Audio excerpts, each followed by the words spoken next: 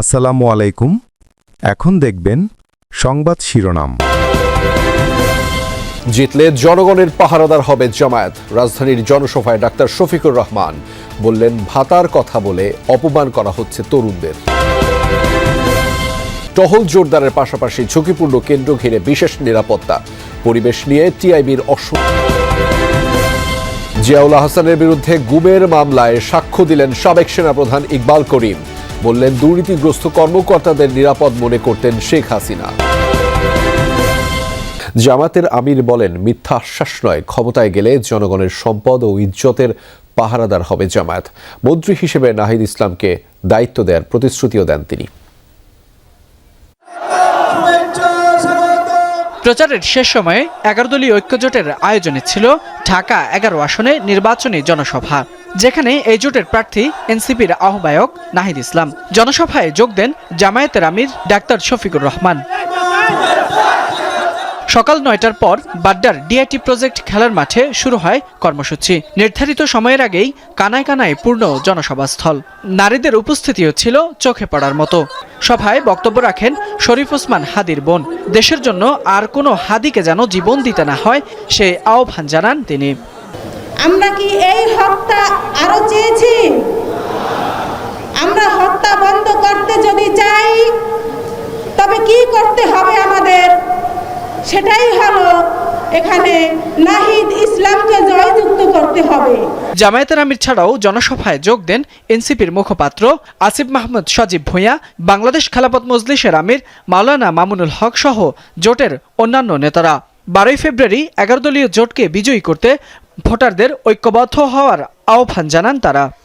আপনাদেরকে সিদ্ধান্ত নিতে হবে, আপনাদেরকে রায় দিতে হবে।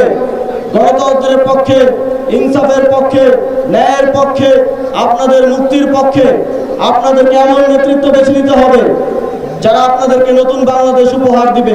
গণভোটে নির্ভীক চিত্তে, অকুণ্ঠ চিত্তে, স্বতঃস্ফূর্তভাবে গোটা বাংলাকে নিরঙ্কুশভাবে বিজয়ী করতে হবে ইনশাআল্লাহ। নির্বাচিত হলে ঢাকা 11 আসনের বিদ্যমান সমস্যাগুলো সমাধানের আশ্বাস দেন নাহিদ ইসলাম। এই অঞ্চলের অর্থনৈতিক বৈষম্য আমরা দূর করব ইনশাআল্লাহ। এই অঞ্চলের নাগরিক সুবিধা আমরা নিশ্চিত করব। যে সকল মানুষ ভূমি হারিয়েছে তাদের ভূমি আমরা ফিরিয়ে দেওয়ার ব্যবস্থা করব, নতুবা তাদেরকে আমরা ন্যায্য মূল্য পাইয়ে দেওয়ার ব্যবস্থা করব। এই ভূমিদস্যুদের সিন্ডিকেট ঢাকা 11 থেকে আমরা চিরতরে নির্মূল করব ইনশাআল্লাহ। প্রধান অতিথির বক্তব্যে জামায়াতের আমির ডাক্তার শফিকুর রহমান বলেন, 10 টাকা চালের আশ্বাসের মতোই ভুয়া বিএনপির ফ্যামিলি কার্ড। 10 টাকা শের ধরে চালকে এখনো পেটের ভিতর গরম রয়েছে, ফাঁপা যায়নি।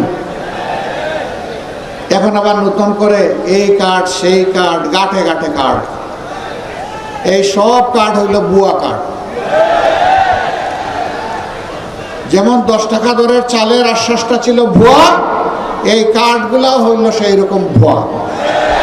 এইসব ভুয়া কার্ডকে আগামী 12 তারিখ জনগণ ইনশাল্লাহ লাল কার্ড দেখাবে।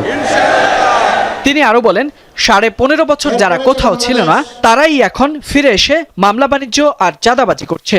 এই 15.5 বছর যারা বাংলাদেশের মাটিতে ছিলেন না, পালিয়ে গিয়ে অন্য কোনো জায়গায় নিরাপদ আশ্রয় গ্রহণ করেছিলেন, ফিরে এসে তারাই সেই মামলা বাণিজ্য করছে।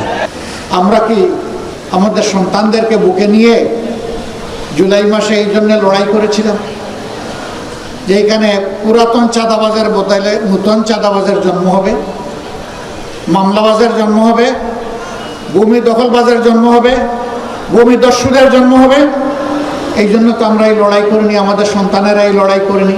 11 দলীয় ঐক্যজোট ক্ষমতায় গেলে নাহিদ ইসলামকে মন্ত্রী করার প্রতিশ্রুতি দেন জামায়াতের আমির। যৌথ বাহিনীর অভিযান চললেও আইন শৃঙ্খলা পরিস্থিতির অবনতি হচ্ছে, মব সহিংসতা অব্যাহত আছে, এমন মন্তব্য করে টিআইবির নির্বাহী পরিচালক ডক্টর ইফতেখারুজ্জামান প্রেস ব্রিফিংয়ে জানিয়েছেন, সুষ্ঠু ও নিরপেক্ষ নির্বাচনী পরিবেশ নিশ্চিত করতে পারেনি নির্বাচন কমিশন।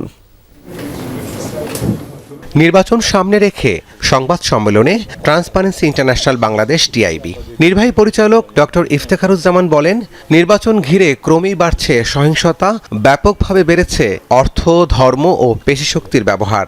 অবাধ সুষ্ঠু নির্বাচন আয়োজনে নির্বাচন কমিশনের ঘাটতি দৃশ্যমান বলেও মন্তব্য করেন তিনি। নির্বাচন আয়োজনে সম্পৃক্ত সরকারি কর্মচারীদের মধ্যে, বিশেষ করে প্রশাসনিক আইন শৃঙ্খলা বাহিনীর সদস্যদের একাংশের মধ্যে সুষ্ঠু বা সুস্থ এবং প্রভাবমুক্ত পরিবেশ নিশ্চিতে অনেক ক্ষেত্রে ঘাটতি ও ব্যর্থতার দৃষ্টান্ত দেখা যায়। কিছু অনিয়ম হয়েছে, সেটা ইতিমধ্যে তথ্য আছে, এবং নিষ্ক্রিয়তা অনেক ক্ষেত্রে লক্ষণীয়। ডক্টর ইফতেখার বলেন, নির্বাচন কমিশনের নির্দেশনায় নির্বাচন ও গণভোটকে সমার্থক হিসেবে বিবেচিত করেছে, যা প্রশ্নবিদ্ধ। একই সাথে টিআইবি গণভোটে হ্যাঁয়ের পক্ষে বলেও জানান তিনি। সরকারি কর্মচারীদের প্রতি যে নির্দেশনা, সেটা প্রদানের আগে নির্বাচন কমিশনের সাথে আলোচনা করলে, তাদের সম্মতি গ্রহণ করলে এই বিতর্কটা সৃষ্টি হতো না। জুলাই সনদের পক্ষে গণরায়টা অপরিহার্য বলে আমরা মনে করি, কারণ জনগণ সেটা চায়। রাজনৈতিক দলগুলোতে নারী প্রার্থীদের অংশগ্রহণ নিয়ে ডক্টর ইফতেখার বলেন, জামায়াত ইসলামী একজনও নারী প্রার্থীদের মনোনয়ন না দিয়ে ন্যাক্কারজনক দৃষ্টান্ত স্থাপন করেছে। কিন্তু জামায়াত ইসলামের কাছ থেকে এটা অপ্রত্যাশিত ছিল না। আমিও তো এটা আশা করি নাই যেটা জামায়াত ইসলামী দিবে। ত্রয়োদশ জাতীয় সংসদ নির্বাচন উপলক্ষে জাতির উদ্দেশ্যে ভাষণ দিচ্ছেন জাতীয় নাগরিক পার্টির আহ্বায়ক নাহিদ ইসলাম। ডক্টর দেবপ্রিয় ভট্টাচার্যের নেতৃত্বে প্রণীত শ্বেতপত্র অনুযায়ী হাসিনা ও তার মদতপুষ্ট আওয়ামী ব্যবসায়ী ও আমলারা এই অর্থ বিদেশে সরিয়ে নিয়েছে, যা দেশের অর্থনীতির জন্য এক ভয়াবহ বিপর্যয় বয়ে এনেছে। অন্তর্বর্তীকালীন সরকার এই লুটপাটকৃত এই বিশাল অঙ্কের অর্থ উদ্ধারের চেষ্টা চালানোর কথা বললেও তাদের অবহেলা ও অজ্ঞতার কারণে এখন পর্যন্ত কোনো সাফল্য অর্জিত হয়নি। এর সঙ্গে যুক্ত ফ্যাসিবাদী যুগের সুবিধাভোগী কিছু শীর্ষ আমলা ও বিশেষজ্ঞরা অন্তর্ঘাতমূলক কাজ করায় এই বিপুল পরিমাণ রাষ্ট্রীয় সম্পদ পুনরুদ্ধার বিঘ্নিত হয়েছে। দেশবাসী যদি আমাদের সরকার গঠনের দায়িত্ব দেয়, তবে ফ্যাসিস্ট হাসিনা আমলে লুটপাট ও পাচার হওয়া অর্থ দেশে ফিরিয়ে আনার জন্য সব ধরনের আইনি পদক্ষেপ আমরা গ্রহণ করব। লুটপাট ও অর্থ পাচারের সঙ্গে যুক্ত ব্যক্তি বা গোষ্ঠীকে দায়মুক্তি দেওয়া হবে না। খুনি হাসিনার দোসর ব্যবসায়ী গোষ্ঠী, তাদের সুবিধাভোগী আমলা ও আত্মীয় স্বজনদের আইন ও বিচারের আওতায় আনা হবে। বিদেশে পাচারকৃত এদের যে অর্থ ইতিমধ্যে শনাক্ত হয়েছে, তা বাংলাদেশের কর বিভাগের কাছে সংশ্লিষ্ট ব্যক্তিদের দেওয়ার হিসাব অন্তর্ভুক্ত করে জরিমানা সহ ট্যাক্স বসিয়ে দেশে থাকা তাদের সমুদয় সম্পদ বাজেয়াপ্ত করা হবে। একই সঙ্গে চিহ্নিত লুটপাটকারীদের জাতীয় শত্রু ঘোষণা করে এদের সম্পদও বাজেয়াপ্ত করে একটি পাবলিক ট্রাস্টের মালিকানায় নিয়ে নেওয়া হবে। আন্তর্জাতিক মানসম্পন্ন পেশাজীবীদের নিয়োগ দিয়ে দক্ষ ও স্বচ্ছ ম্যানেজমেন্ট কাঠামোর মাধ্যমে নবগঠিত এই সংস্থাটি পরিচালনা করা হবে।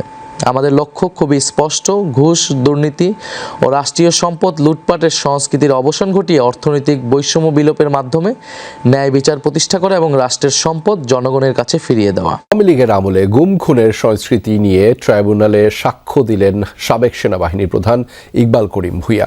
বলেছেন, দুর্নীতিগ্রস্ত সেনা কর্মকর্তাদের নিরাপদ মনে করতেন শেখ হাসিনা। ডিজিএফআইর, র্যাব, এনটিএমসি সহ গোয়েন্দা সংস্থাগুলোকে ব্যবহার করে ডিপ স্টেট চক্র তৈরি করেন শেখ হাসিনা ও তারিক আহমেদ সিদ্দিক। মেধাবী সেনা কর্মকর্তারা র্যাবে যোগ দিয়ে খুনি হয়ে বের হয়ে আসতেন বলেও সাক্ষ্য দেন ইকবাল করিম ভূঁইয়া।